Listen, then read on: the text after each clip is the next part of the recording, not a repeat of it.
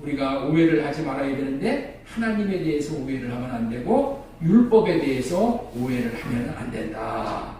그런 말씀을 전해드렸습니다. 오늘은 고난주간이고 앞으로 한 주간은 고난주간으로 지키게 됩니다. 이 고난의 기간에 우리는 우리를 사랑하시어 우리가 치루어야 될 고난과 저주를 대신 당하시고 죽으신 예수 그리스도의 고난에 참여하면서 무한한 감사와 사랑을 우리 하나님 앞에 드려야 합당하게 사는 것입니다.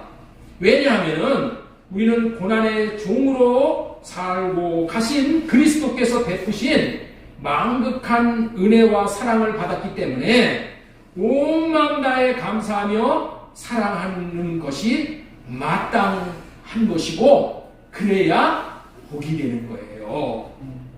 고난주간뿐만이 아니라 우리의 일상에서 사랑과 감사를 드려야 합당하고 복이 된다는 거예요. 그렇지만은 우리의 자신들을 되돌이켜 보면은 예수님에 대한 합당한 사랑과 감사를 드리지 못하고 그렇게 살게 되었음을 우리는 깨달아 알게 되지요. 그 이유는 예수님께서 우리를 위해서 하신 일이 얼마나 큰 일이며 얼마나 감사한 일인지를 제대로 잘 모르기 때문에 그런 거예요. 그런 의미로 십자가를 지고 죽으신 예수님의 사랑의 헌신에 대해서 더 깊이 알기를 원해서 오늘은 예수님께서 행하신 일이라는 제목으로 말씀을 대언하고자 하는 거예요. 예수님께서 우리를 위해서 행하신 일, 첫 번째로 전해드리고 싶은 말씀은 새 언약을 맺고 새 언약을 이루어 주셨다는 거예요. 자, 우리 20절 말씀 한번 우리 같이 읽도록 하겠습니다. 시작. 저녁 먹은 후에 잔도 그와 같이 하여 이르시되 이 잔은 내 피로 세우는 새 언약이니 곧 너희를 위하여 붓는 것이라. 예수님은 하나님께서 맹세로 약속하신 이 새 언약을 십자가상에서 흘리는 피로 성취해 우리를 사망과 저주에서 벗어나게 하셨어요. 예수님은 새 언약만을 이루신다고 해도 과언이 아닐 정도로 오직 새 언약을 이루시기 위해서 오셨고 새 언약을 이루어 주시려고 고난의 길을 걸어가신 거예요. 지금도 우리 안에서 그리고 하늘 천상에서 새 언약을 이루기 위해서 천상 사역을 지금 하고 계시는 거예요. 하나님이 지금 일하고 계신단 말이에요. 하늘에서. 그 일을 천상 사역이다. 예수님이 이 땅에서 하신 일은 지상 사역이야. 그런데 지금은 천상으로 올라가셔서 천상 사역을 지금 하고 계신다는 거예요. 천상 사역, 무슨 일이 천상 사역이에요? 우리에게 새 언약이 이루어지게 하는 것이 천상 사역이에요.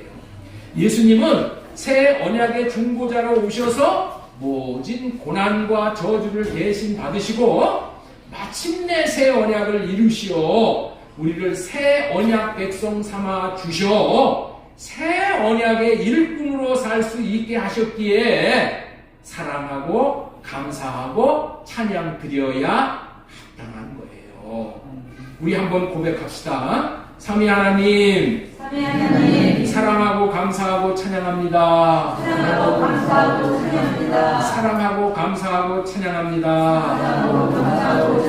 본문 말씀은 예수님이 잡혀 돌아가시기 전에 마지막으로 제자들에게 최후의 만찬에서 하신 말씀이에요. 우리 누가복음 22장 20절 다시 한번 읽겠습니다. 시작. 저녁 먹은 후에 잔도 그와 같이 하여 이르시되 이 잔은 내 피로 세우는 새 언약이니 곧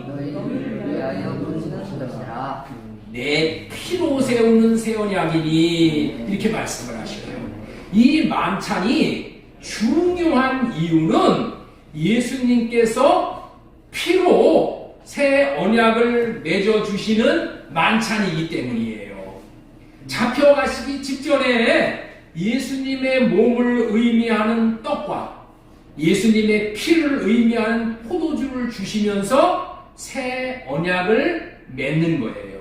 그리고 기념하라, 기념하라라고 하셨어요. 우리 19절 보겠습니다. 또 떡을 가져 감사 기도하시고 떼어 그들에게 주시며 이르시되 이것은 너희를 위하여 주는 내 몸이라. 너희가 이를 행하여 나를 기념하라. 다시 말해서 기억하라 라고 하셨어요. 기억하라고 하신 의미는 너무나도 중요한 언약이기 때문에 그렇다는 거예요.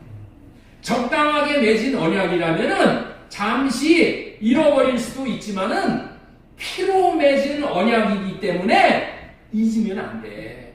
그리고 반드시 기억하고 항상 기억하고 살아야 되는 언약이야.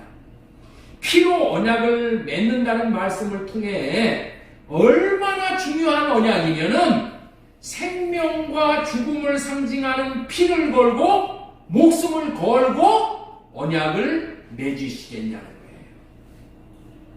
마태복음 1장 21절에 보면은 예수님이 이 땅에 오신 이유가 구원하기 위함이라고 하셨는데 구원의 방법이 바로 새 언약을 세우시고 새 언약을 이루어 주심으로 인해서 많은 백성을 구원하시는 거예요.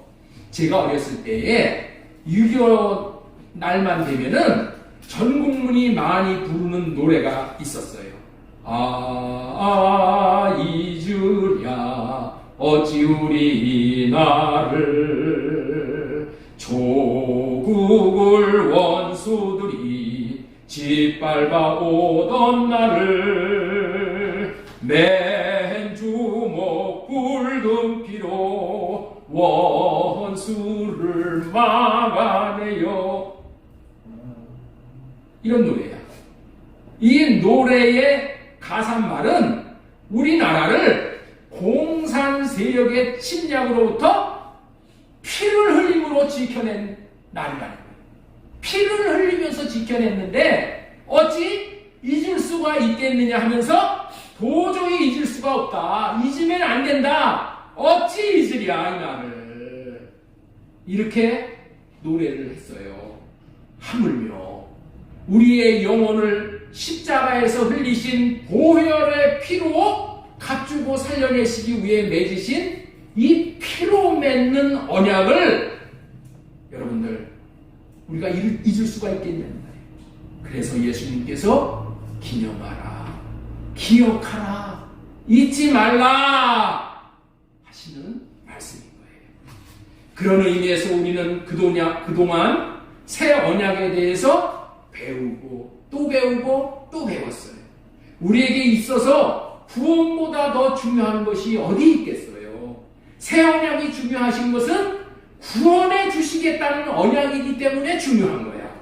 그렇다면 구체적으로 새 언약이 어떻게 구원해 주시는 언약이기에 그렇게 중요하냐는 거예요. 답은 이 새 언약은 어떻게 구원하시냐? 답이 뭐예요? 우리가 예수님 안에 있게 해 주시겠다는 언약이 새 언약이에요. 새 언약이라는 것이 뭐라고요? 우리가 예수님 안에 들어갈 수 있게 해 주시겠다는 언약이야. 요한복음 14장 20절 말씀 보겠습니다. 그날에는 내가 아버지 안에 너희가 내 안에 내가 너희 안에 있는 것을 너희가 알리라. 이 말씀이 새 언약이 이루어진 상태예요. 그날에라는 의미는 새 언약이 이루어진 날이라는 의미예요. 그날에는 예수님이 하나님 아버지 안에 계신 것처럼 우리들이 예수님 안에, 예수님이 우리 안에 있게 되는 이런 관계가 이루어진다는 거예요. 이것이 뭐예요? 새 언약의 성취라는 거예요. 예수님 안에 있게 하는 새 언약이 이루어진다면은 다음과 같은 구원의 8가지의 복을 누릴 수 있게 되어지는 거예요. 띄워주세요. 새 언약이 이루어짐으로 얻게 되어지는 6가지 복. 여러분들 이 주보에 다 올려놨어요. 여러분들 이 새 언약이 얼마나 중요한지를 여러분들 이 말씀만을 통해서도 알 수 있어. 새 언약이 이루어지면서 얻게 되는 6가지 복, 첫 번째, 정결하게 해주신다는 거예요. 정결하게. 그 다음에 뭐예요? 사랑하게 해주신다는 거예요. 예수님을 사랑할 수 있게 해주시고 이웃을 원수까지 사랑할 수 있게 해주시겠다는 언약이 새 언약이야. 그 다음에 예수님의 마음을 주시겠다는 거야. 예수님의 마음을, 우리 마음의 법을 기록해서 새 마음과 새 영을 주시겠다는 이 말씀이 뭐예요? 예수님의 마음을 주시겠다는 거예요. 그래서 우리가 예수님의 마음을 누리고 예수님의 마음을 나타내면서 살게 해주시겠다는 언약이야. 네 번째는 여호와 하나님을 알게 해주실 것이라는 거예요. 여러분들 하나님을 아는 것이 그것이 영생이라고 했잖아요. 요한복음 17장 3절에 영생은 유일하신 참 하나님과 그가 보내신 자 예수 그리스도를 아는 것이라고 했는데 이 새 언약으로 말미암아 하나님도 알고 예수님도 알게 된다는 거예요. 그래서 하나님이 우리에게 생명을 얻게 해주신다는 거예요. 하나님은 그리고 우리의 하나님이 되고 우리는 하나님이 백성이 되게 해주실 것이에요. 여러분들 성경의 최고의 주제가 뭐예요? 우리는 하나님의 자녀가 되고 하나님은 우리의 아버지가 되는 것이고 우리는 하나님의 백성이 되는 것이고 하나님은 우리의 하나님이 되는 것이고 하나님은 우리의 남편이 되는 것이고 우리는 하나님의 신부가 되는 거야.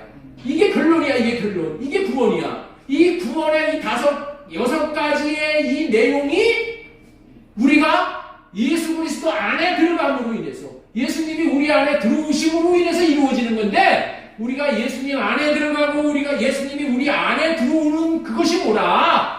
새 언약의 성취라는 거야.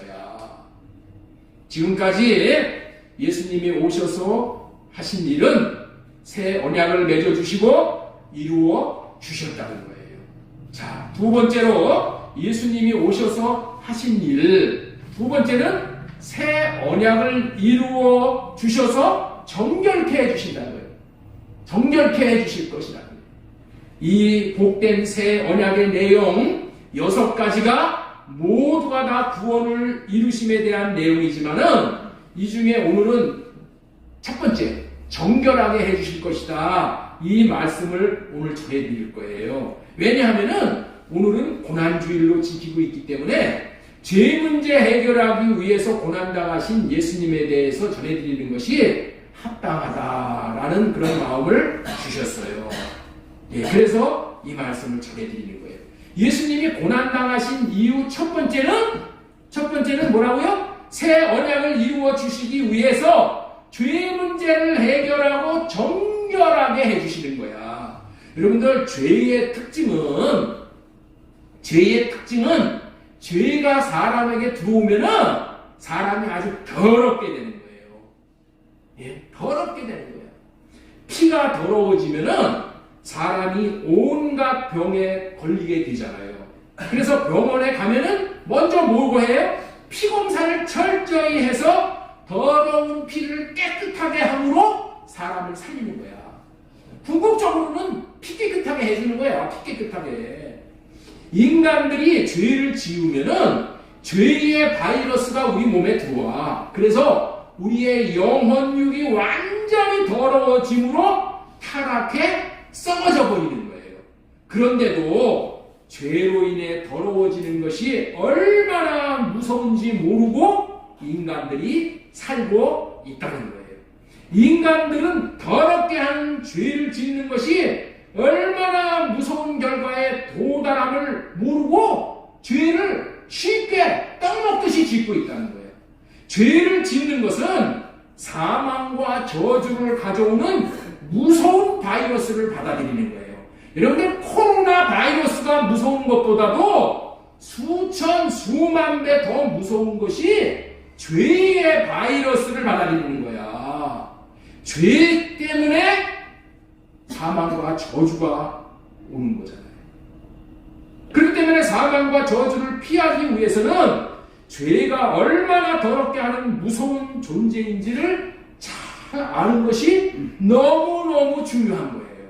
그래서 오늘은 죄의 3가지 특징에 대해서 말씀을 좀 드렸으면 좋겠어요. 먼저 죄의 3가지 특징. 예. 이 새 언약을 이루어 주시어 정결케 해주신다는 이 두 번째 대지의 이 소대지로 몇 말씀을 드리려고 해요. 조금 복잡하지만은 잘 한번 들어주시면은 여러분들이 많이 도움이 될 거예요. 첫 번째는 죄는 통증을 못 느낀다는 거예요. 죄를 짓고 나서 통증을 못 느껴. 사람들이 통상 사망 당할 병에 걸리면은 통증을 느끼는 거예요. 그래서 통증이 오면은 자신이 병이 든 것을 알고 약을 먹든가 병원에 가서 병을 고치는 거. 잠깐만 아프잖아요. 아프면은 왜 아픈가 하고 약사한테도 물어보고 의사한테도 물어보가지고 대책을 강구하잖아요. 여러분들 간암이나 폐암이 무서운 이유가 뭐예요? 그 무서운 병에 걸렸는데도 초기에는 통증을 못 느낀다는 거야. 응? 폐암이 간암이 그런 거야. 그리고 어떻게 돼요? 통증을 느꼈을 때는 이미 말기야 말기. 3기, 4기가 되어져서 이제는 고칠 수 있는 때를 놓치게 되어서 죽게 되어집니다. 마찬가지로 인간을 더럽게 하는 죄를 지음으로 말미암아 죽을 병이 걸렸음에도 불구하고 죽을 병의 고통을 느끼지 못하고 그냥 죽는 거야. 죽을 병의 고통을 느끼지 못한단 말이야. 죄에 대한 고통을 느껴서 회개하고 돌이켜서 예수님 안으로 들어가야 되는데 통증을 못 느끼는 거야. 죄에 대한 것이. 통상 인간을 더럽게 하는 죄로 인한 병을 문둥병에 비유를 합니다. 문둥병에 걸리면은 코가 떨어져 나가고 기가 떨어져 나가는 큰 병임에도 불구하고 그렇게 큰 병으로 발전되어 나가는 동안에 통증을 못 느낀다는 거예요. 죄의 병이 그렇다는 거예요. 더럽게 하는 죄를 지어서 더럽게 하는 바이러스를 받아들여 병에 걸리면 반드시 영혼육이 사망을 당하는데도 불구하고 죄에 대해서 통증을 못 느낀다는 거예요. 통증을 못 느낌으로 이 죄의 병은 점점 깊어간다는 거예요. 대부분의 사람들이 죄의 통증을 못 느끼게 죽어가면서도 죄를 대수롭지 않게 여겨. 그래서 죄를 해결하는 방법을 찾지 아니하고 방법을 안다고 하더라도 심각하게 받아들이지 않는 거예요. 그래서 대충 살다가 때를 놓치고 죽게 되어 둘째 사망인 영원한 사망, 지옥에 가서 영벌을 받게 되는 것이라는 거예요. 죄는 통증을 못 느끼므로 문제를 해결하지 못하게 되므로 끝없는 문제투성이를 유발하는 거야. 왜 이렇게 우리에게 문제가 많냐는 왜 나에게 이렇게 문제가 많냐는 거야. 이거 다 죄로 인해서 온 거야. 아담과 하와에게 죄가 들어오기 전에는 문제가 없었어. 죽음도 없고 병도 없고 고통도 없고 없었어. 결국에는 우리의 문제는 마귀가 죄를 우리 안에 갖다가 준 거야. 죄의 바리스가 들어와가지고 온갖 문제가 많은 거예요. 그러면 이것에 대한 영적인 분별력이 분명해야 되는 거예요. 지금까지는 인간을 더럽게 하는 죄를 짓는 것은 사망과 저주임에도 불구하고 죄의 통증을 못 느낀다고 전해드렸어요. 두 번째, 인간을 더럽게 하는 죄의 특징 두 번째는 지은 죄는 영원히 지어지지 않는다는 거예요. 지은 해 한번 짓는 것은 쉽지만 지은 죄는 영원히 지어지지 않아. 에레미야 17장 1절 말씀 읽겠습니다. 시작. 유다의 죄는 금강석 철필로 기록되되 죄는 여러분들 있죠? 금강석 철필로 기록되되 이렇게 얘기하는 거예요. 사람은 대수롭지 않게 죄를 짓지만은 하나님께서는 죄를 지면은 사람의 마음판에다가 그리고 하늘 성전 제단 뿔에다가 두 군데에 철필로 금강석 철필로 죄를 쓴다는 거예요. 옛날에 우리가 어렸을 때는 이 펜 가지고 철필 가지고 잉크 찍어서 썼지요. 그렇죠? 종이 위에다 그냥 연필로 쓰면은 얼마 있으면 그게 흐려져 버려. 그래서 뭐 쓰는지 몰라. 그런데 잉크로 금강석 철필 잉크로 딱 써놓으면 어떻게 돼요? 지워지지 않아. 하나님께서 이 죄를 지면은 마음에다가, 사람의 마음에다가 놓고 죄를 기록해 놓고 또 어디다가 기록해 놓는다고요? 천국 성전 제단 뿔에다가 죄를 새겨 놓는다는 거예요. 인간을 더럽게 하는 죄를 지으면은 죄 지은 자의 마음판과 천국 성전 안에 있는 제단 뿔에 새기어 기록되어 있기 때문에 영원히 지워지지 않는다는 거예요. 제가 지금부터 한 60년 됐어요. 초등학교 2학년인지 3학년인지 때의 일이 기억이 나는 거예요. 그때만 하더라도 이 책상을, 학교 가면 이 책상을 요즘에는 하나씩 놓고 쓰는데 그때는 이렇게 둘이서 하나씩 이렇게 쓰는 책상이야. 그때 그래가지고 더 많이 쓰려고 막 밀어내고 막 그랬어. 그렇죠? 방 갈라가고 금도 켜놓고. 그때의 옆에 내 짝이 누구였었냐면은 정학근이라는 학생이었어요. 정학근. 지금도 기억나. 그 친구가 연필 위에 지우개가 꽂혀있는 그런 연필을 사용하고 있었어요. 저는 그렇게 좋은 연필을 구경해 본 적이 없어. 그냥 연필이면 연필만 있는 것이, 연필 위에 지우개가 달려있는 것은 금시초문이야. 그 연필을 쓰고 있는 것이 너무나도 부러워가지고 제가 그 친구가 화장실에 간 사이에 제가 그걸 훔쳤어. 그리고 숨겨놓았어. 제가 이런 사람이야. 제가 이런 사람이야. 그리고 한 달 정도 지난 후에 이제는 그 친구가 이제 포기해버렸겠지, 잃어버렸겠지 하고 학교에 이제 그걸 가지고 갔어. 그리고 지우개에 달린 연필을 가지고 지가 이제 글을 쓰다가 이제 책상에다 이렇게 놓은 거예요. 그랬는데 옆에 있는 그 정학군이라는 그 친구가 그 연필을 이렇게 딱 들더니 그 지우개에 있는 부분을 이렇게 돌려보는 거야. 그러더니 고개를 까뚱까뚱 하더니 그 연필을 다시 내려놓는 거예요. 아니, 내가 느낌이 이상하잖아요. 연필 연필 위에 그 지우개를 달기 위해서 거기다 알루미늄 판을 이렇게 돌렸어. 거기에 희미하게 뭔가 써 있어. 가만히 보니까 정학근이라고 그냥 써있는 거예요. 제가 얼마나 당황했어요. 그런데 그 친구가 그거를 내려놓은 거야. 왜 훔쳐갔냐고 이러지도 않고 그걸 내려놓은 거야. 얼마나 뜨거웠는지 지금 건질 수가 없었어요. 그런 기억이 60년이 지난 지금에도 생생히 기억이 나는 거예요. 이것을 통해서 죄를 일단 지으면은 내 마음판에 그것을 하나님이 철필로 기록해 놓으신다. 그래서 잊어버리질 않아. 여러분들, 죄는 지워지지 않는 무서운 존재라는 것을 나중에야 이제 알게 된 거예요. 그뿐 아니라 이 죄를 지으면 이 땅에서 지워지지 않는 게 아니고 죄가 하늘 제단 뿔에 기록이 된다는 거예요. 하늘 제단 뿔. 여기 나오잖아요. 그들의 마음판과 그들의 제단 뿔에 새겨졌거늘. 하늘 성전 뿔에 기록된다는 말은 쉽게 표현하면은 하나님의 마음에 기록이 된다는 거야. 하나님의 마음에. 하나님이 마음에. 내가 영원히 죽은 후에도 그 기록한 그대로 남아있다고 생각한다면 얼마나 무시무시해요. 죄의 특징이 그렇다는 거예요. 찐득이같이, 거머리같이 끝까지 물고 늘어지는 거예요. 안 떨어져. 죄의 특징은 끝까지 이렇게 나를 못 살게 하고 나를 물고 늘어지는 거예요.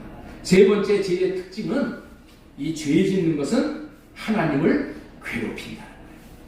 자, 이사야 43장 12절 말씀 보겠습니다. 내 죄짐으로 나를 수고롭게 하여 내 죄악으로 나를 괴롭게 하였느니라. 죄를 짓는 것이 하나님을 수고롭게 하고 더 나아가 하나님을 괴롭힌다는 거야. 괴롭힌다. 하나님은 우리들의 죄 때문에 괴로워하고 계시는 분이에요. 그렇다고 하나님의 마음에 기록되어 있는 죄를 저와 여러분이 그 죄를 지울 수가 있을까요? 불가능합니다. 하나님을 괴롭히는 죄인을 하나님이 그리고 그대로 놔두실 수가 없는 거예요. 죄는 상대적이기 때문에 내가 죄를 지면은 반드시 나 때문에 피해를 보는 사람이 있게 마련인 거예요.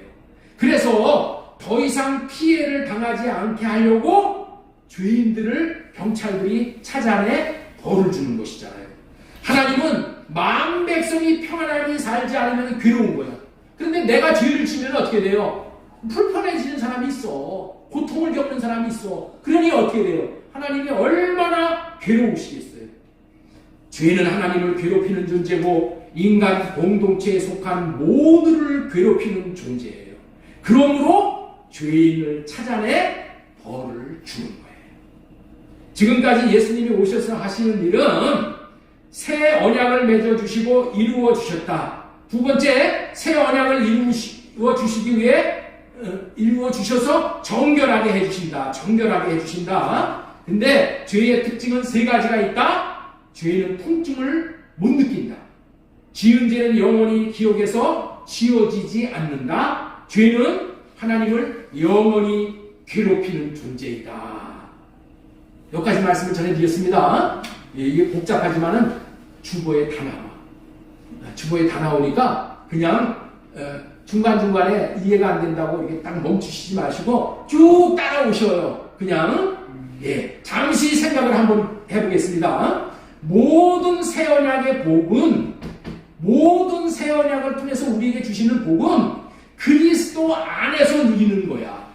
그리스도 안에서 누리는 거예요. 이렇게 죄 있는 자를 예수님 안에 들어와 천국의 복을 누리게 할 수가 있겠을까요? 있을까요? 죄가 있는 자가 이 천국 안에 들어와 그리스도 안에 들어가서 그 복을 누리게 할 수 있냐는 거예요. 만약에 그 죄가 있는 자를 천국에 들여놓고 그리스도 안에 들여놓는다면 어떻게 돼요? 예수님이 마음이 오염되는 거야. 더러워지는 거야. 그리고 고통을 당하게 되는 거예요. 그렇죠? 그래서 어떻게 돼요? 깨끗하게 하시고 그리스도 안에 들어오게 하시는 거예요. 일단 깨끗하게 하시고 그리스도 안에 들어오셔서 또 어떻게 돼요? 삶을 통해서 새 언약을 믿고 삶을 통해서 내 안에서 또 완전케 하시고 또 완전케 하시고 또 완전케 하시는 거예요. 원래 하나님의 공의는 반드시 죄 지은 자를 쫓아내시고 심판하시는 거예요. 그런데 하나님은 또한 사랑이셔요. 죄 지은 인생을 불쌍히 여기시어 하나님께서는 사랑과 긍휼로 또 대해 주셔요. 그래서 예수님 안에 거하는 길이 있다는 거예요. 죄인임에도 불구하고 예수님 안에 거하시는 길이 있는 거야. 왜? 하나님은 사랑이시기 때문에. 그 예수님 안에 긍휼함을 받을 수 있는 길이 뭐예요? 그것이 새 언약이라는 거예요. 그것이 새 언약이야. 오늘 그런 예수님께서 인간을 향해서 긍휼히 여기시는 마음이 있으시기 때문에 피로 새 언약을 맺어주시는 거예요. 이 언약은 하나님의 심판을 예수 그리스도께서 대신 받으심으로 이루어 주시는 언약이야. 이게 새 언약이야. 새 언약은 내가 치루어야 될 대가를 예수 그리스도께서 대신 담당하시고 대신 치루심으로써 이루시는 언약이야. 이 언약은 그냥 저절로 이루어지는 게 아니야. 대가를 치르시고 이루는 언약이란 말이야. 죄를 지은 인간에게 예수님의 십자가의 보혈로 닦아서 깨끗하게 정결하게 해주시되 흰눈과 같이 양털과 같이 깨끗하게 해주시는 때에 따른 언약은 죄인들의 소망이고 복음이 되는 거예요. 자, 요한복음 3장 17절 하나님이 그 아들을 세상에 보내신 것은 세상을 심판하려 하심이 아니오 그로 말미암아 세상이 구원을 받게 하심이라. 심판하시는 것이 목적이 아닙니다. 긍휼히 여기서 구원해낸다. 어떻게 구원해내요? 새 언약을 이루시는 거예요. 그리스도 안에 들어 보냄으로 말미암아서 건져내신다. 그렇기 때문에 새 언약을 이루어 주시기 위해서 오신 예수님이 하나님의 아들이고 그리스도라고 믿으면은 예수 그리스도 안에 들어갈 수 있게 된다. 예수 그리스도 안에 들어갈 수 있는 비결이 뭐라고요?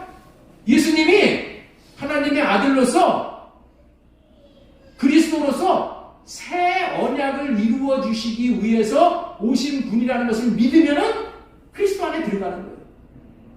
이해가 되셔요? 그리스도 안에 들어가는 것이 뭐라고 했어요? 새 언약이 이루어지는 거란 말이야. 그러니까 예수님은 새 언약을 이루어 주시는 분으로 믿는 거야, 우리가. 새 언약을 이루어 주시기 위해서 오신 분이라고. 예수 그리스도는 뭐 나에게 돈 주는 분으로, 예수 그리스도가 내 아들 뭐 대학 보내주는 예수로, 응? 예수 그리스도가 내 병 고쳐주는 예수로, 이런다 그렇게 믿는다고 그래가지고 새 언약이 이루어지는 게 아니에요. 그거는 그런 예수야. 그렇게 믿으면 그런 복은 받을 수 있어. 그러나 그런 복은 뭐예요? 무당들도 하는 거예요. 무당 예수 만드는 거예요. 예수 그리스도를 우리가 믿는 방법이 뭐냐? 예수 그리스도는 새 언약을 이루어 주시기 위해서 오셨다는 거예요. 나를 그리스도 안에 들어가게 해주시기 위해서 하신 약속이 그게 새 언약이에요. 예수 그리스도 안에 있으면은 심판을 면할 수 있게 되어지는 거예요. 마치 노아 방주 안으로 들어간 노아의 8 식구가 하나님의 진노인 홍수로부터의 심판에서 모두 구원을 받은 원리와 같은 거예요. 마찬가지로 예수 그리스도께서 새 언약을 이루어 주시려 오셨다는 것을 믿는 자들은 예수 그리스도 안에 있게 되어지는 거예요. 예수 그리스도의 피로 깨끗하게 씻김받아 정결하게 하시어 예수 그리스도 안에 살게 하시겠다는 언약이 이게 새 언약이에요. 그렇게 해주시겠다는 새 언약을 잡히시기 전날 밤에 제자들과 피로 맺으시는 거야. 피로. 6월절 어린 양으로 오신 예수 그리스도가 잡히시기 전날 밤에 이 피로 세우시는 새 언약이 이토록 중요한 의미가 있는 거예요. 사람을 더럽게 만드는 것이 죄 때문이라고 말씀을 드렸어요. 죄로 말미암아 사람이 더러워지고 병이 걸리고 저주가 임하는 것이고 사탄의 종이 되는 거예요. 귀신을 더러운 귀신이라고 부르잖아요. 귀신에게 붙들려 귀신하게 안에 살면은 모두가 더러워지는 거야. 이렇게 더러운 자가 되게 하는 것이 죄의 특징이라. 죄를 짓는다는 것은 마귀 귀신 안으로 끌려들어간다는 거예요. 마귀 귀신 안에, 더러운 마귀 안에서 사니 더러운 자가 되는 거예요. 나는 동물의 왕국에서 가끔 보는 장면인데, 큰 뱀, 코브라같이 큰 뱀이 입으로 동물들을, 작은 동물들, 쥐니, 고양이니, 이거 다 물어가지고 생켜버려, 입으로 꾹꾹꾹꾹꾹 생기면은, 여기 이 뱀이 그냥 울퉁불퉁 이게 내려가. 네? 그 동물, 여러분들도 다 보셨죠? 예? 사람이 사탄의 입속으로 빨려 들어가듯이 빨려 들어가는 것. 그 모습이라는 거예요, 그 모습. 죄가 무서운 것은 사람이 마귀의 입으로 빨려 들어가는 것과 같은 무서운 일이 벌어지고 있는 거예요. 사망당한다는 것이 그런 거예요. 마귀 안으로 빨려 들어가는 거예요. 그런데 더 큰 문제는 무엇이냐? 사람이 죄를 짓는 것은 무척 쉬우나 죄 문제로 말미암아 마귀의 입 안으로 빨려 들어가는데 여기서 자신은 빠져나올 수가 없다. 그리고 이 빠져나오는 자신을 누가 건져낼 수 있는 사람이 없다는 것이 더 큰 문제예요. 이 세상에 왔다 간 어떤 영웅 호걸도 마귀 안에서 우리를 건져내지 못하고 저도 다 마귀 안에 다 들어가서 마귀의 밥으로 천하의 모든 대단했던 사람들이 다 그렇게 한 인생을 끝내요. 죄가 정말로 무서운 이유는 마귀는 죄 있는 자만 먹이로 삽니다. 죄가 없는 자에게는 마귀가 입을 벌리고 달려들지를 않아요. 문제는 일단 죄가 있어 마귀에게 걸려들면은 마귀로부터 건져낼 자가 없다는 거예요. 이토록 무서운 죄를 해결하기 위한 유일한 길은 예수 그리스도의 피를 뿌림받아 깨끗해져 예수님 안에 들어가는 길밖에 없다는 거예요. 예수님 안에 들어가면은 마귀가 손을 댈 때. 오늘 새 언약을 맺으시는 언약이 사탄의 종으로부터 해방되는 법을 만들어 주시는데 그 법이 뭐라? 새 언약. 생명의 성령의 법이야. 이 새 언약으로 주시는 복이 어떤 복인지 말씀을 통해서 다시 한번 보도록 하겠습니다. 에스겔 36장 25절. 맑은 물을 너희에게 뿌려서 너희로 정결하게 하게. 이 세상에서 최고로 맑은 물은 예수님의 피밖에 없어. 그 피를 뿌려서 정결하게 하셔서 모든 더러운 곳에서와 모든 우상숭배에서 너희를 정결하게 할 것이며, 예수님의 보혈로 이렇게 씻김 받으면은 예수님 안에 들어가 받게 되는 복이 그 아래에 있는 복이에요. 자, 에베소서 1장 7절 말씀 보겠습니다. 우리는 그리스도 안에서 그의 은혜의 풍성함을 따라 그의 피로 말미암아 속량 곧 제사함을 받았느니라. 어디서 받았어요? 어디서 받았어요? 어디서 이 속량을 받았어요? 그리스도 안에서. 그리스도 안에서. 그리스도 안에서 받는 복이 뭐예요? 이 새 언약의 복이에요. 지금 뭐예요? 새 언약을 이루어 정결케 해주신다는 말씀을 지금 전해드리고 있는 것입니다. 자, 우리 에레미야 17장 1절 다시 한번 보겠습니다. 시작. 유다의 죄는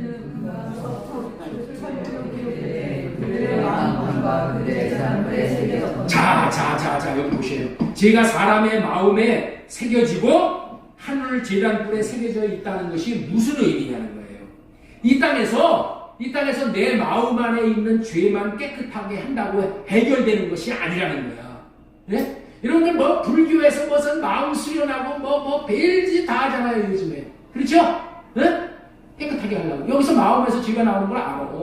그런데 그들은 자기 힘으로 내 마음에서 나오는 죄를 깨끗하게 할 수가 없어. 그뿐만 아니라 마음을 깨끗하게 씻는 것도 이것이 중요하지만은 이거를 다 씻었다고 하더라도 죄가 완전히 해결된 게 아니야. 어떻게 해결돼야 돼요? 하늘 제단불에 새겨진 죄가 없어져야 돼. 이것이 지워져야 되는 거야. 이것이 지워져야 돼. 하늘 성전에 새겨진 죄를 해결하는 문제는 하늘에 올라가신 분만이 해결할 수 있는 거야. 하늘에 올라가신 분이 해결해 주는 거야. 하늘에 올라가지도 못한 자가 해결해 줄 수가 있어요? 없어. 그래서 새 언약의 중보자 예수 그리스도는 죽으시고 부활하시고 하늘로 승천하시어서 제단불을 깨끗하게 씻음으로 우리의 모든 죄를 다 도마마심으로 말미암아 죄의 문제가 해결되는 거예요. 이렇게 되어야 완전한 속죄가 이루어져요. 그래서 예수 그리스도로 말미암아 이 속죄가 이루어져요. 그렇기 때문에 오직 예수 그리스도만이 죄를 씻을 수 있는 거예요. 그래서 여러분들 있죠? 히브리서 9장 23절 말씀. 이 말씀이 기가 막힌 말씀이에요. 자, 보세요. 그러므로 하늘에 있는 것들의 모형은 이런 것들로서 정결하게 할 필요가 있었으나, 이게 뭐예요? 양의 피로 이 땅에 있는 성전 안에 있는 기물들 이거 깨끗하게 할 필요가 있었다는 거야. 네? 그러나 하늘에 있는 그것들은 이런 것들보다 더 좋은 제물로 하지. 하늘 성소의 단불에 쓰여져 있는 이 죄를 지울 수 있는 제물은 예수님의 피 외에는 없다. 그리스도께서는 찬 것의 그림자인 손으로 만든 성소에 들어가지 않으시고 바로 하늘로 들어가사 이제 우리를 위하여 하나님 앞에 나타난다. 이거 지성해주기 위해서. 새 언약의 중보자로 오신 예수님은 십자가에 죽으시고 이 땅에 있는 제단의 휘장을 찢어 놓으셨어요. 막힌 담을 헐어 놓으시고 3일 만에 부활하시고 승천하시어서 하늘 성전의 단불에 기록된 죄, 다시 말해서 하나님의 마음에 기록한 죄까지 철필로 쓴 것까지 온전하게 지우시고 완전한 제사장의 사명을 다하십니다. 그래서 그분을 새 언약의 제사장, 새 언약의 중보자라 이렇게 부릅니다. 그러므로 새 언약을 믿고 그 안에 들어가는 자는 모든 죄가 속량받고 이제는 주님 안에 들어가 주님의 것이 되어지는 최고의 복입니다. 주님 안에 들어가는 자가 뭐예요? 주님의 것이야. 여러분들 있죠? 먹는 것만이 최고야. 여러분들 있죠? 아무리 그 사과하고 과일이고 옆에다가 쌓으면은 그건 내 것이 아니야. 내가 먹은 것만 내 것이야. 여러분들 예수님은 우리를 잡수셨어. 응? 예수님이 우리를 잡수셨으니까 먹으셨어. 왜? 나를 예수님의 것으로 삼는. 예수님의 것이 되는 것이 최고의 복이야. 예수님의 것만 사탄이 손을 못 대. 예수님의 것만 거수라고 딱 이름이 박혀야지 사탄이 손을 못 댄다니까. 이름이 박히지 않으면은 이게 주인이 없는 인간이구나 하고 사탄이 와서 잡아봅니다. 네? 우리는 신앙 고백이 분명해야 돼. 나는 예수 그리스도의 것입니다. 나는 예수 안에 있는 자입니다. 이 자가 거듭난 자야. 이 자가 구원받은 자야. 이 자가 하나님의 생명을 얻은 자야. 이 자가 하나님과 하나 된 자야. 이 자가 하나님의 백성, 자녀, 신. 지금까지 예수님이 오셔서 하신 일, 새 언약을 맺어주시고 이루어주셨다. 새 언약을 이루시어 정결케 해주신다. 이런 말씀을 전해드리겠습니다. 마지막으로 새 언약의 일꾼된 삶을 살게 하신다라는 말씀을 전해드립니다. 제 문제가 이렇게 무서운데 죄를 해결하시기 위해서 우리와 새 언약을 맺으시고 새 언약을 이루어 주시기 위해서 십자가를 지고 죽으시고 장사되었다가 3일 만에 부활하시고 하늘 성전 제단의 단불에 기록된 죄를 다 도말하시고 죄 없다 선언하여 주심으로 누구든지 새 언약을 이루어 주실 분으로 예수 그리스도를 믿는 자에게, 다시 말해서 예수님의 안에 들어간 자들은 죄로부터 자유를 누리게 됩니다. 죄 문제를 해결하는데 여러분들 오늘 말씀을 듣고 보니까 복잡하고 엄청난 대가를 치르고 마침내 죄의 문제를 해결하시고 우리를 법적으로 의인이라고 불러주셨어. 그렇죠? 법적으로 우리를 의인이라고 그냥 뭐 딱 불러드려 주셨어. 예. 그렇다면은 법적으로 의인이라고 우리를 그렇게 불러주셨다면은 이제는 우리가 삶을 의인답게 살아야 돼. 우리가 삶에서 죄를 짓지 말고 의인의 합당한 삶을 실제로 살아야 됩니다. 예? 이 삶을 실제로 살아야지 우리가 하나님의 생명을 누리는 거예요. 이제까지 죄 없애주는 방법에 대해서 들었어요. 예? 그렇죠? 죄 없애주는 방법에 대해서 들었죠? 새 언약으로 말미암아 예수 그리스도 안에 들어가서 예수님 그렇게 살면 된다고 그랬죠? 죄 없는 방법에 대해서 들었어. 없애는 방법. 예수님의 피로 씻음받고. 자, 그런데 죄 없애는 방법도 중요하나 이제부터는 죄 짓지 않는 것이 더 중요한 거야. 그래 안 그래요? 그래요. 아니 죄 짓고 나서 죄 해결되는 방법 이것만 찾을 것이 아니라 죄 짓지 않는 그런 방법을 찾아야 될 거 아니야. 그렇죠? 죄 짓지 않고 살아야 될 거 아니에요. 옆에 있는 분에게 한번 축복하세요. 죄 짓지 말고 사십시오. 자, 그러면 죄 짓지 말고 살려면은 죄가 무엇이고 죄 짓는 게 무엇인지를 알아야 될 거 아니에요. 그래 안 그래요?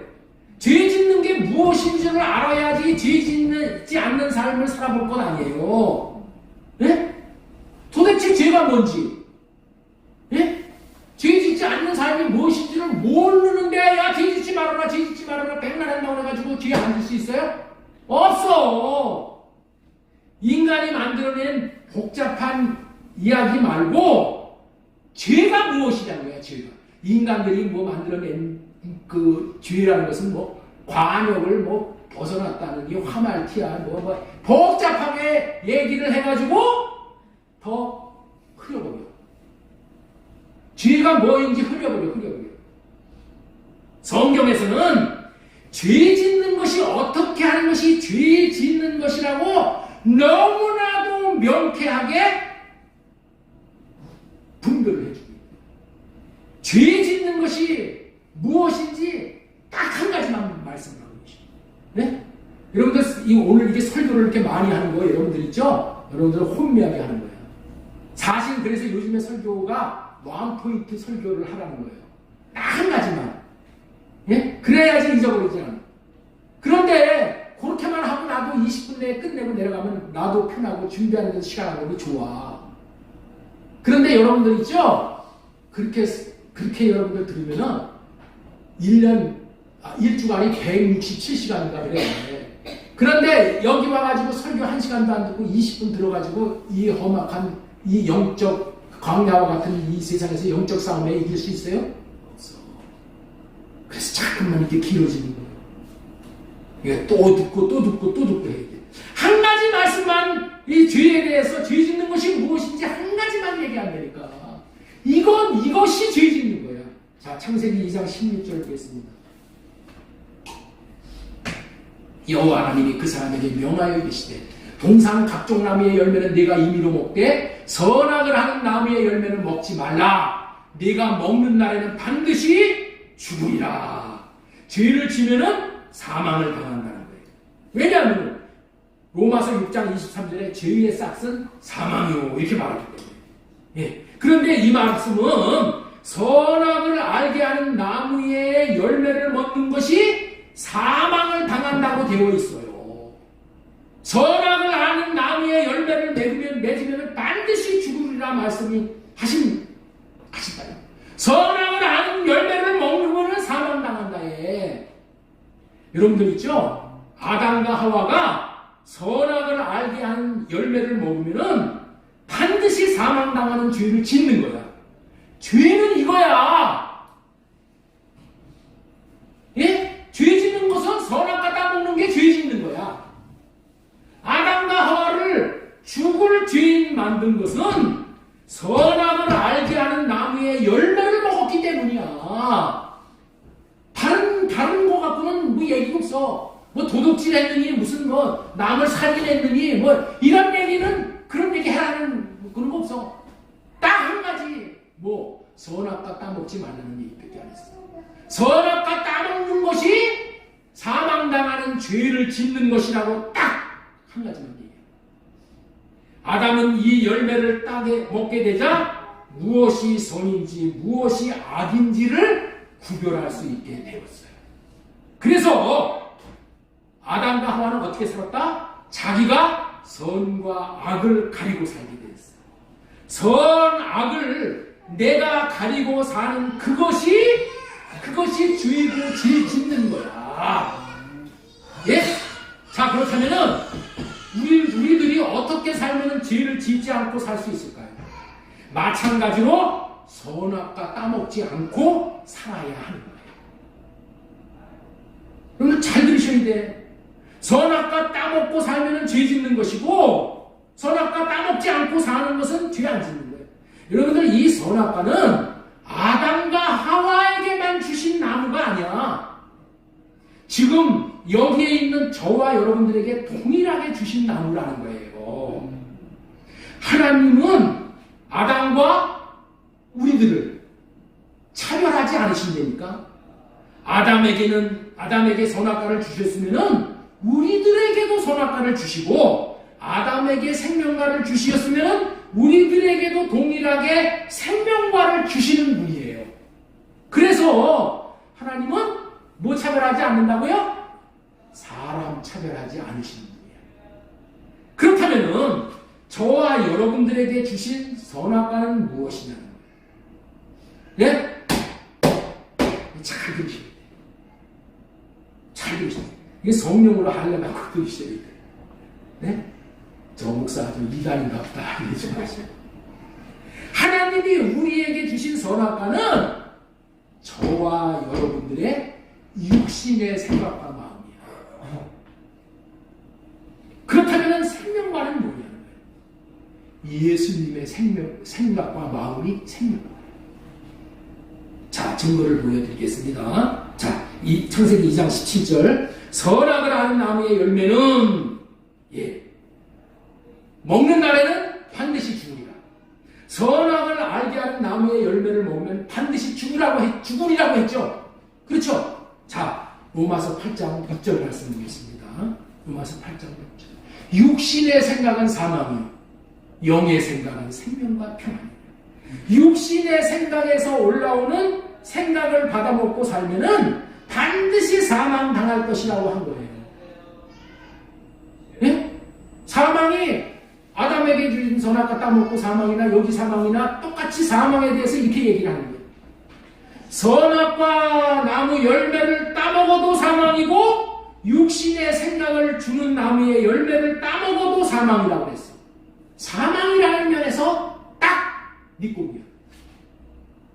만약에 저와 여러분들의 마음 안에 계신 예수님의 생각과 마음을 주는 생각과 마음의 나무에서 올라오는 그 생각과 마음을 받아먹고 살면은 뭐가 온다? 생명과 평안이 온다. 여러분들, 하나님은 아담에게 주신 복은 딱 한 가지야. 딱 한 가지. 선악을 알게 하는 나무, 선악 지식을 알게 하는 나무의 열매를 따먹지 말라. 따먹으면 반드시 죽는다라고 하신 거예요. 우리들에게도 딱 한 가지 주셨어. 그게 뭐냐? 육신의 생각을 주는 나무의 열매를 따먹지 말라. 우리 안에 육신의 생각을 주는 나무가 있어. 거기서 날마다 뭐가 올라와? 육신의 생각이 육신의 생각이 이 머리로 올라와. 대신에 예수님의 생각과 마음을 주시는 예수님의 생각과 마음의 나무에서 올라오는 열매를 먹고 살면은 사망당하는 것이 아니라 영생과 평안을 얻게 되어진다. 자, 이 말을 다른 표현으로는 육신의 생각과 마음으로 산다는 것은 예수님 밖에서 산다는 거야. 예수님이 주시는 생각과 마음으로 산다는 것은 예수님 안에서 사는 거야. 예수님 안에서 내가 살아야지 예수님의 생각과 마음을 받을 수 있어. 예수님 밖에서 살면은 마귀의 생각과 마음으로 물 받을 수밖에 없어. 자, 여기까지 왔으니 결론적인 질문 한 가지 하겠습니다. 새 언약이 무엇입니까? 새 언약이 무엇이야? 예? 새 언약이 무엇이냐고요? 새 언약은 선악과 안 따먹고 생명과 따먹고 살 수 있게 해주시는 언약이 이게 새 언약이야. 이해가 되셔요? 선악과 안 따먹고 생명과 따먹고 살 수 있게 해주시는 언약이 이게 새 언약이야. 새 언약이 뭐라고 그랬어요? 내가 예수 그리스도 안에 들어가는 거라고 했잖아요. 예수 그리스도 안에서 살면은 뭐 받아? 예수님의 생각과 마음을 받는 거야. 어? 그래서 예수님의 생각과 마음으로 살게 해주시겠다는 언약이 새 언약이란 말이에요. 그렇죠? 내 안에 들어가서 내 마음 안에서 주시는 예수님의 생각과 마음을 먹고 사는 게 이게 생명과 먹고 사는 거예요. 육신의 생각을 할례받고 그리스도 안에서 주님이 주시는 마음을 받아서 그 마음을 나타내고 살면은 절대로 선악과 따먹지 않고 생명과 먹고 사는 삶이 되는 거예요. 성경에서 나오는 모든 법은 예수님이 주시는 생각과 마음을 받아서 살면은 다 지킬 수 있는 거예요. 예? 성경에서 나오는 모든 그 많은 법 있죠? 그 법은 예수님의 마음으로 살면 그 법을 다 지킬 수 있게 된다니까. 예수님의 마음을 받으면 지킬 수 있고 예수님의 마음을 못 받으면 못 지켜. 이해가 되셔요? 세상에 있는 모든 법은 그런 거야. 아니, 살인하지 말라, 간음하지 말라. 여러분들, 예수님의 마음이 내 안에 오면은 살인을 하겠어요? 예수님의 마음이 내 안에 오면은 다른 남편의 아내를 간음하겠어요? 예수님의 마음이 오면은 그렇게 된단 말이야. 예수님의 마음으로 살면은 모든 율법이 다 지켜지는 거야. 그래서 아담과 하와에게 딱 한 가지만 준 거야. 선악과 따먹고 살든다.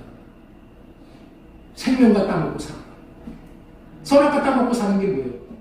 마귀가 주는 생각과 마음, 자기 육신에서 나오는 그 생각으로 사는 거예요. 그러면 사망이 되니까. 여러분, 다른 거 복잡할 게 없는 거예요. 복잡할 게 없는 거예요. 그렇기 때문에 딱 한 가지. 내 육신의 생각은 할례 받고 육신의 생각은 십자가에 못 박고 주님이 주시는 생각과 마음인 생명과 열매를 받아먹고 살면은 영생을 누리고 천국을 누리고 평안을 누리게 되어집니다. 로마서 8장 7절 다시 보겠습니다. 육신의 생각은 하나님과 원수가 되나니, 네? 원수가 된대. 내 육신의 생각으로 사는 거. 육신에 있는 자들은 하나님을 기쁘시게 할 수 없대. 요한복음 14장 20절에 그날에는 내가 아버지 안에 너희가 내 안에 내가 너희 안에 있는 것을 너희가 알리라. 여러분들이 가정생활에서 이 원리를 적용해 보세요. 아내가 설사 바가지를 긁는 말을 할 때에 막 아내가 바가지를 긁으면 어떻게 돼? 남편이 속에서 막 올라온다고. 예? 막 올라오는 게 뭐야? 육신의 생각이 막 올라오는 거야. 육신의 생각. 예? 육신의 생각을 이 마귀가 준단 말이야. 야, 한번 그냥 집어 던질까? 예? 저 여자가 저가 지금 간이 부었나? 속된 말로 그런 얘기죠. 간땡이가 부었나? 이거 별 생각이 막 다 올라오잖아요. 그죠? 예? 예? 그럴 때 육신이 주는 말을 하면은 가정이 흔들리는 거예요. 가정이 흔들려요. 육신의 말을. 그때 육신이 주는 생각을 가지고 그거를 내 입으로 토해내면은 어떻게 돼요? 가정이 흔들려요. 심하면 어떻게 돼요? 막 날아가는 거야. 막 날아가는 거야. 집안 살림이고 뭐고 다 깨버려요. 네? 그거 왜 그래요? 육신의 생각. 따먹고 사는 거예요. 그래서 사망이 되는 거예요. 그러나 예수님이 주시는 생각과 마음을 받아서 사랑의 말을 하면은 풍랑이 일어났다가도 잠잠해져요. 가정 천국이 되는 거예요. 가정을 예수님이 주시는 사랑의 마음을 받아 섬기면은 살리고 하나 되어지고 평강의 열매를 천국의 열매를 받아 누리게 되는 거예요. 이와 같은 삶을 사는 것을 새 언약의 일꾼된 삶이라고 하는 거예요. 예수님은 새 언약을 이루시고 새 언약의 중보자시고 우리는 새 언약의 중보자인 예수님의 삶을 그대로 재현하는 삶인 새 언약의 일꾼된 삶을 살아가야 되는 거예요. 우리는 지금 나라가 온통 지옥과 같은 것을 지금 경험하고 살잖아요. 대통령이 일본에 가가지고 일본 위안부 문제를 잘못 해결했다고 예? 육신의 생각이 그냥 막 떠오르는 걸 가지고 뭐 판단을 하고 욕을 하고 탄핵을 한다고 난리 치잖아요. 그래서 온 나라가 지금 풍랑이 일어나는 거예요. 예? 온 나라가. 그 다음 무슨 생각을 가지고 하느라고요? 육신의 생각. 지들이 생각하는 대로 그냥 막 싸워버리는 거예요. 그래서 어떻게 돼요? 나라가 지금 부족되는 거예요. 우리가 죄를 짓지 않는 유일한 방법은 육신의 생각인 선악과 까먹고 육신의 생각대로 말하지 않는 거예요. 마귀가 육신의 생각을 줄 때 마음에서 판단이 올라오고 분노가 올라오고 혈기가 올라오는 거예요. 그럴 때 그 생각과 마음을 그대로 분출하면은 선악과 따먹고 사는 거예요. 응? 그 선악과 따먹고 사는 거예요. 왜? 잘못했다고 판단을 해가지고 내 기준으로 판단을 하잖아요. 잘못했다고. 선악 기준을 가는 거예요. 뭐가 선이고 뭐가 악하고. 나는 악하고 나는 선하고 너는 악하다는 거예요. 그래서 말이 나오는 거예요. 서로 지금 누구하고 말을 하려면 싸움할 때 보면은 절대 남의 말 안 듣죠? 내 말 하려고 그냥 가만히 있어봐. 내 말 하려고 그러죠? 응? 그건 무슨 말이에요? 주님이 주시는 말을 하는 거예요? 제 생각에서 나오는 말 가지고 너는 그거 잘못됐고 내 말이 오르니까 내 말 들어. 선악과 따먹고 선하다고 자기 말 내세우는 거예요. 그래서 뭐가 나오는 거예요? 싸움이 벌어지고 지옥이 올라오는 거예요. 육신의 생각으로 판단이 올라오고 분노가 올라오고 혈기가 올라올 때 아빠 내 안에서 이런 생각이 올라와요. 이런 판단이 올라와요. 이런 분노가 올라와요. 이런 생각과 마음을 달래해 주시고 주님 마음 주세요. 네? 라고 구하면은 신기하게도 그런 생각과 마음이 없어지고 주님의 마음을 주신다. 왜 그렇게 돼요? 그렇게 해 주시겠다고 맹세로 약속하신 언약이 할례 언약이야. 할례 언약이 뭐예요? 새 언약의 원조가 할례 언약. 난 내 생각은 할례 받고 주님이 주시는 생각과 마음을 나타내면서 사는 거예요. 새 언약을 이루어 주시기 위해서 주님이 내 안에서 나타나 주시는 것을 믿고 주님의 마음을 구하면 주님은 반드시 주님의 마음을 주신다는 거예요. 그 마음을 받고 사는 것이 생명과 먹고 사는 거예요. 네? 그 마음을 받고 사는 것이 생명과 따먹고 사는 거예요. 마귀가 주는 육신의 생각대로 사는 것은 선악과 따먹고 사는 거예요. 여러분 분명히 이거를 기억해야 돼요. 그래서 우리가 죄 짓지 않는 방법이 뭐예요? 육신의 생각, 주님에게 할례. 나는 육신의 생각을 없앨 수 없어. 왜? 마귀가 준 거기 때문에 없앨 수가 없어. 5만 가지 생각이 떠오르는데 그거 어떻게 내가 그거를 없앨 수 있어? 오직 성령님만이 육신의 생각을 없앨 수 있어. 그래서 성령을 구해서 성령으로 할례 받고 육신의 생각을 떠오르더라도 어떻게 떠오르는 것은 내가 어쩔 수 없어. 그거를 할례를 구해서 할례 받고 이거를 입으로 토해내지 않는 거예요. 삶으로 살지 않는 거예요. 그리고 주님의 마음을 구해서 주님의 생각과 마음을 주세요. 주님 마음은 어떠세요? 내가 이렇게 지금 망신을 당하고 내가 이렇게 모욕을 당하고 있는데 내가 그냥 뒤집어 한 번 없는 게 주님의 마음입니까? 그렇지 않으면 할례 받고 주님에게 마음을 구해서 주님이 주시는 마음을 받고 사는 것이 주님의 뜻입니다. 주님의 마음을 받고 사는 것이 생명과 따먹고 사는 거예요. 여러분들 이렇게 한번 살아보라니까요. 저 뒤에 있는 성령으로 호흡해가지고 주님의 마음을 구하는 그런 기도를 해서 그 마음을 받고 살면은 반드시 그렇게 해주시겠다고 맹세로 약속을 했어. 맹세로. 그런 삶을 한두 번 한다고 되는 게 아니에요. 훈련이 필요해요. 장기간의 반복 훈련이 필요해요. 우리의 삶은 전부가 이렇게 사는 것이 전부가 되어야 됩니다. 그렇기 때문에 매주 결론을 이 말로 맺는 거예요. 이런 삶을 살지 않으면 절대로 마귀를 이길 수 없어요. 여러분들 매주 결론을 맺는 이유가 뭐예요? 지식으로 끝나는 것은 한 번만 전해주고 그냥 넘어가면 돼. 지식은. 그런데 이것이 삶으로 살아야 되기 때문에 반복이 필요하고 훈련이 필요해요. 여러분들 크게 성공한 운동선수들을 보면은 폼이 좋아. 그렇죠? 폼이. 여러분들 김연아 선수 이 롤러스케이트 타는 거 보면 얼마나 폼이 아름다워요. 네? 그림 같잖아.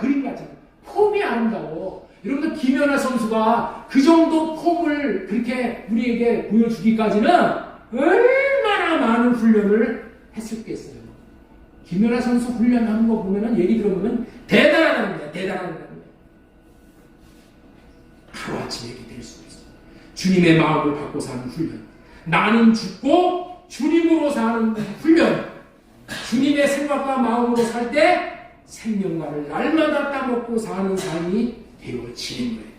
하나님의 생명과 풍성함을 마침내는 누릴 수가 있게 되는 거예요. 이와 같은 삶을 살아야지 예수님께서 십자가에서 죽으신 것이 헛되지 않는 거예요.